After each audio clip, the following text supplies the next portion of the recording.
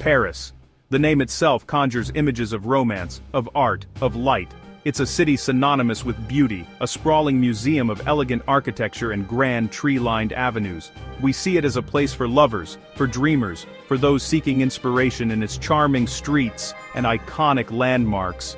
This is the Paris of postcards and films, a carefully curated fantasy that has captivated the world for generations.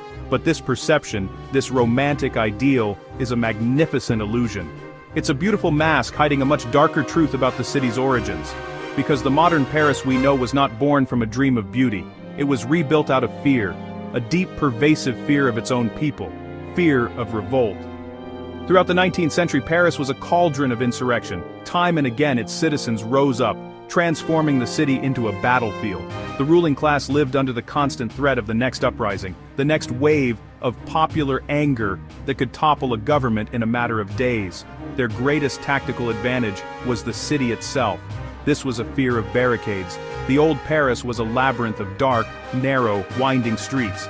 A perfect urban fortress for rebels. With a few overturned carts, torn-up cobblestones and pieces of furniture, a street could be sealed.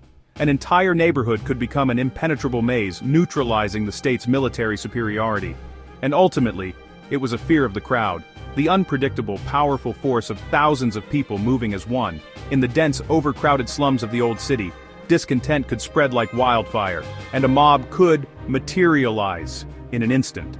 To the powerful, the crowd was not a collection of citizens. It was a singular monstrous entity that had to be broken, scattered, and controlled. So, in the mid-19th century, under Emperor Napoleon III, Paris was systematically demolished and rebuilt. Beneath the new facade of beauty, the primary objective was control. The narrow, defensible streets were bulldozed. In their place, vast, straight boulevards were carved through the heart of the city. These weren't just for traffic, they were cannons of asphalt, designed to allow for the rapid movement of troops and to provide clear fields of fire for artillery. A barricade on one of these avenues would be suicidal. Grand monuments were erected at key intersections, not just to inspire national pride, but to intimidate. They served as anchors of state power, constant reminders of the regime's permanence, dominating the skyline and the psyche of the populace. Order was imposed over spontaneity. The chaotic, organic growth of the medieval city was replaced by a rigid, geometric grid. This new design was a weapon of observation. Long, straight sight lines were engineered for surveillance, allowing guards stationed at one end of a boulevard to monitor all activity along its entire length. The uniform, six-story buildings lining these streets created a canyon of conformity, a rhythm that trains behavior, subtly enforcing discipline and discouraging deviation. Uniformity was the antidote to chaos. Every corner was redesigned, every vista calculated. This was more than urban renewal, it was a form of social engineering written in stone and steel. The goal was to create a city that was not only beautiful but also legible, predictable, and above all, governable. A city where power was permanently held over its people. This is the hidden story of Paris, a masterpiece of design where every elegant curve and majestic facade is part of a grand strategy of control. Before the grand boulevards and romantic vistas, Paris was a different city. It was a medieval labyrinth, a tangled web of dark, narrow lanes that hadn't changed for centuries. These streets were cramped, unsanitary, and perpetually shrouded in shadow. This was a city where disease festered and discontent simmered just below the surface. The very architecture of old Paris, with its winding alleys and hidden courtyards, created a fortress for its people, not against foreign invaders, but against its own rulers.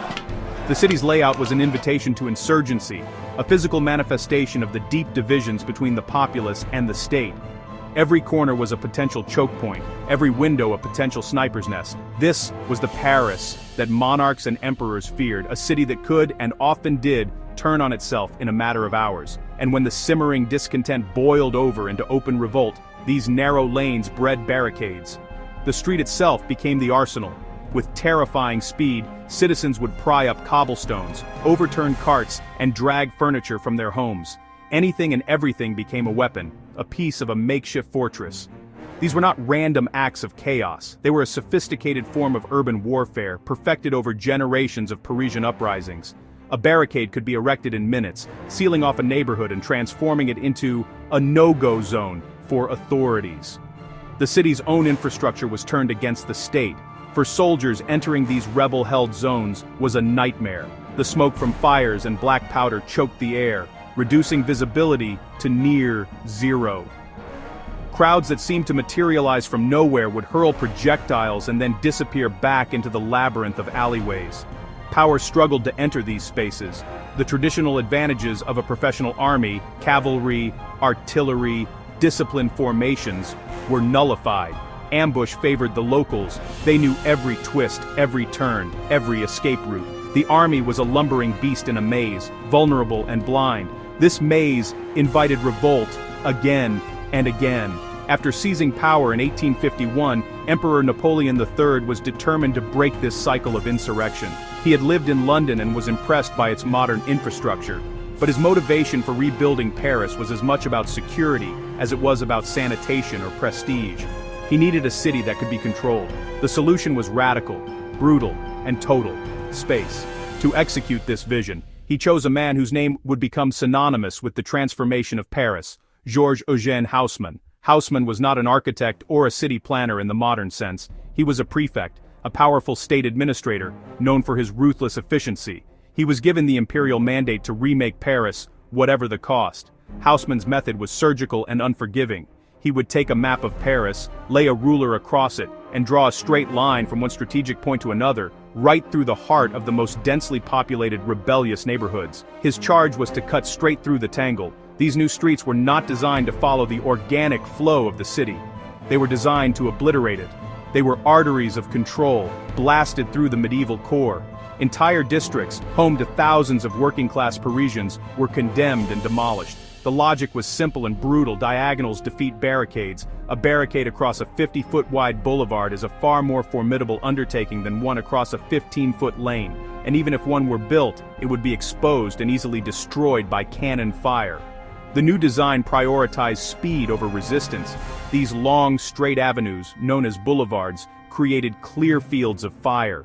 An artillery piece placed at one end could command the entire length of the street, making any attempt to assemble or build a barricade suicidal. They were also wide enough to allow for the rapid movement of large formations of troops and cavalry, preventing them from being bogged down in narrow passages. Formations need space, and Haussmann provided it in abundance. The ability for vehicles to maneuver, for cavalry to charge, and for supply lines to be maintained was now built into the very fabric of the city. The new Paris was a city where state forces could move fast. Control extended vertically as well. Building heights were standardized along the new boulevards, typically to 5 or 6 stories. This created a uniform, harmonious appearance, but it also eliminated the chaotic roof lines of the old city, which had provided cover for snipers. The continuous iron balconies, now a signature feature of Parisian architecture, were not just decorative. They provided a platform for soldiers to move along the face of buildings, outflanking any resistance within. Even the night was conquered. The widespread installation of gaslighting meant the night became visible. The dark corners and shadowy alleys where conspiracies were born and ambushes were laid were now bathed in light. Visibility extends reach, and the state's reach now extended around the clock. At key intersections, Haussmann created vast open squares or places. Many were designed as stars, with multiple avenues radiating out from a central point, often marked by a triumphal monument. These were not just civic beautification projects, they were stars for command and control. From the center of a plaza like the Place de l'Étoile, a small contingent of soldiers with artillery could monitor and control all converging boulevards. These hubs allowed for the rapid deployment of forces in any direction. They were strategic nodes in a citywide network of control. Lines of communication and command were now literally etched into the stone of the city. Coordination by design. The project was a massive act of social engineering. Old neighborhoods, the historic heart of working-class Paris, were erased. In their place rose the grand, expensive apartment buildings that lined the new boulevards, unaffordable to the displaced residents who were pushed out to the periphery. Even the new parks, celebrated as green lungs for the city, served a purpose. Open spaces like the Bois de Boulogne and the Parc des Buttes-Chaumont were designed with wide, sweeping lawns and clear sightlines. They were places where large crowds could gather, but under the watchful eye of the authorities, with no cover for clandestine meetings or riots. Parks pacified crowds, providing a controlled outlet for leisure. This new order extended beneath the ground. Haussmann built a revolutionary new sewer system, a hidden network that mirrored the boulevards above. It brought clean water and carried away waste, dramatically improving public health and quelling a major source of popular discontent.